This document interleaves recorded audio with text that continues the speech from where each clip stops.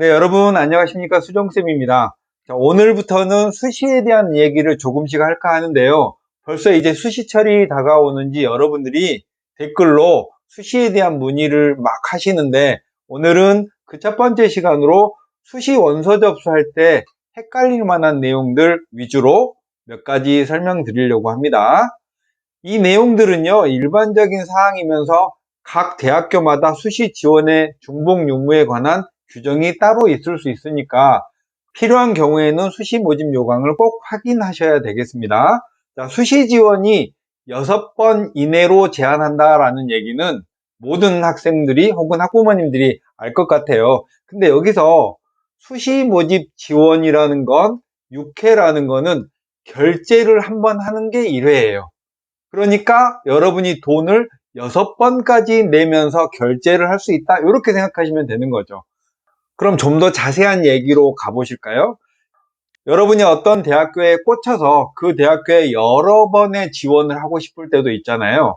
수시 전형은 유형별로 분류하면 학생부 교과 전형, 학생부 종합 전형, 논술 전형, 실기 전형, 이렇게 4개의 큰 갈래로 나누는데요. 대학별로는 이 전형에 대해서 대학 고유의 명칭을 사용하기도 해요. 예를 들면 경희대 학생부 종합 전형은 네오르네상스 전형이라고 경희대 자체에선 부르는데요. 경희대에 지원을 할 때는 학생부 교과 전형 하나, 학생부 종합 전형 하나, 논술 전형 하나, 실기 전형 하나, 이게 보통 대학들이 지원할 수 있는 허용 범위입니다. 그러니까 경희대의 경우에는 하나 해서 총 4개까지 지원을 할 수 있다라고 생각하시면 일반적인 상식이 되는 거예요. 여기서 벗어나는 것들은 대학마다 수시 모집 요강에 우리는 특별히 이렇게 합니다 라고 말을 해 주거든요. 근데 실제로는 경희대에서는 제가 경희대의 모집 요강표를 하나 잘라 왔는데, 학생부 교과 전형 하나 지원할 수 있고요. 학생부 종합 전형은 네오르네상스 전형이 일반 전형이고요. 여기 옆에는 고른 기회 전형 1, 2는 특수한 자격들이 이렇게 있어요. 그러면 여러분은 네오르네상스 전형 하나, 여기는 한 팀이에요. 이 중에서 하나만 고를 수 있고, 논술 전형 하나 고를 수 있고, 실기 우수자 전형 하나 고를 수 있으니까 이론상으로는 경희대는 5번의 지원을 할 수 있는 거예요. 그러면 5번 돈을 내는 거죠. 6번 중에 이미 5번 써버리신 거예요. 이런 경우가 많지는 않겠지만 한 대학 안에서 여러 개의 전형을 지원하려고 할 때는 기본적으로는 학생부 교과 하나, 학생부 종합 하나, 논술 하나, 실기 하나, 이렇게 지원할 수 있는데, 경희대 같은 경우에는 학생부 종합에 르네상스 하나, 고른 기회 전형은 한 팀이 되어져서 하나, 이렇게 약간 특수한 사례인 거죠. 일반적인 대학들도 마찬가지로 이런 툴 안에서 지원 가능하게 해놨습니다. 그러니까 여러분이 어떤 대학에 나는 2가지, 학생부 교과 하나, 종합 하나를 지원하고 싶다, 학생부 종합 하나, 논술 하나를 지원하고 싶다라고 하면 수시 모집 요강에 이런 내용이 반드시 놓여져 있으니까 확인을 하신 후에 지원을 하시면 되겠죠. 두 번째 얘기는 특별법에 의해서 설치된 대학들이 있어요. 어떤 대학이냐면 카이스트 같은 대학. 이 대학은 이 대학을 설립할 당시에 특별법을 제정해서 설립, 운영에 관한 그런 법률의 지위를 받거든요. 카이스트, 디지스트, 유니스트, 지스트, 켄텍은 한국에너지공과대학이라고 나주에 있는 대학교입니다. 경찰대학교, 각종 사관학교들은 특별법에 의해서 설치됐거든요. 그래서 여기는 수시 6회 제한을 받지 않습니다. 여기는 마음껏 중복해서 다 지원을 해도 됩니다. 물론 사관학교는 사관학교, 육사, 공사, 해사, 간호, 사관학교 중에 하나만 지원할 수 있고요. 여기는 수시 6회 제한도 없고 정시 3회 제한도 없고 그냥 마음껏 아무 제한 없이 지원할 수 있다라는 거예요. 다만 주의할 거는 포항공과대학교는 포스텍이라고 부르잖아요. 카이스트랑 왠지 같은 계열 같지만 일반 대학입니다. 여기는 수시 6회 제한을 받는 거예요. 물론 포스텍은 수시로만 학생을 선발한다는 사실도 알아두시면 되겠고, 사관학교는 지금 6월 곧 있을 17일부터 열흘 정도 원서 접수를 하고 수시 6회 제한을 받지 않으니까 여긴 여러분이 관심 가면 그냥 보너스로 지원을 하시면 되겠죠. 산업대나 전문대학도 수시 6회 제한이 없습니다. 여기도 그냥 보너스로 지원을 할 수 있는 대학입니다. 산업대 같은 경우에는 청운대랑 호원대가 있고요. 전문대학은 대학 알림이 사이트에 있는 140개 전문대학은 여러분이 140개를 이론상 다 지원할 수도 있어요.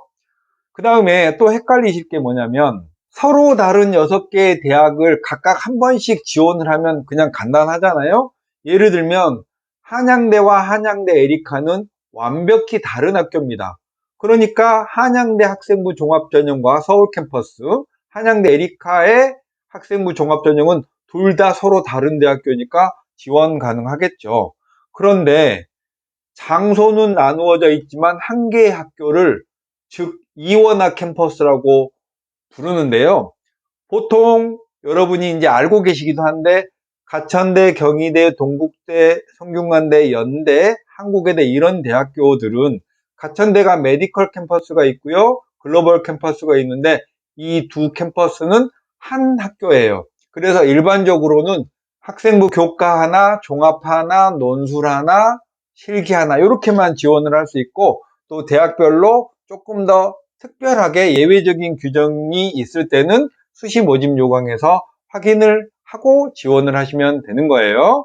대학 알림이 사이트에 이렇게 분리공시가 된 이원화 캠퍼스라는 건 대학에 관한 정보가 따로 나누어져 있는 이런 경우를 말하는데 여러분은 거기에 대해서 그런가 보다 하고 특별히 의미를 두실 필요가 없는데 마찬가지로 가톨릭대, 경기대, 단국대, 명지대, 상명대, 중앙대, 홍익대도 한 학교니까 중앙대 서울캠의 학생부 교과전형 하나, 안성캠퍼스의 학생부 교과전형 하나 이렇게 쓰면 안 되는 거죠. 한 학교에 같은 전형에 두 개의 학과에 쓰면 안 된다라는 거죠.